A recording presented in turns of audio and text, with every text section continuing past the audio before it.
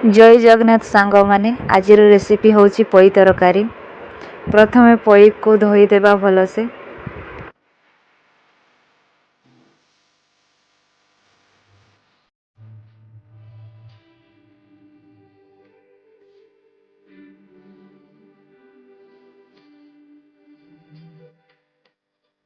एबे पई को काटी देबा।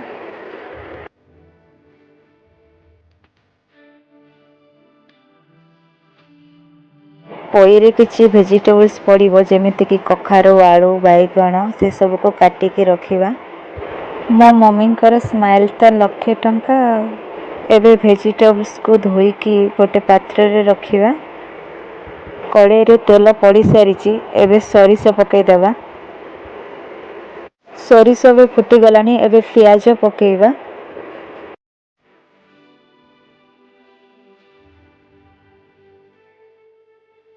पियाज हमर भल से फ्राए हो गलानी। एबे मसला दबा। किछि हळदी गुंड दे दबा।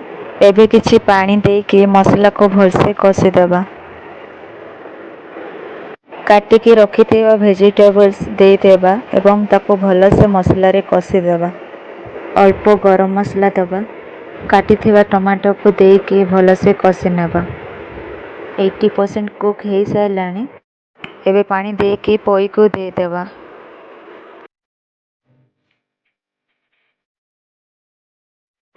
पई तरकारी हो गलानी।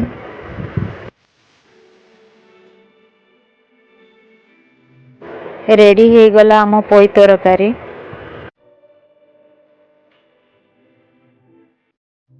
एबे टेस्ट करके देखिबा केमिति हेछि पई तरकारी।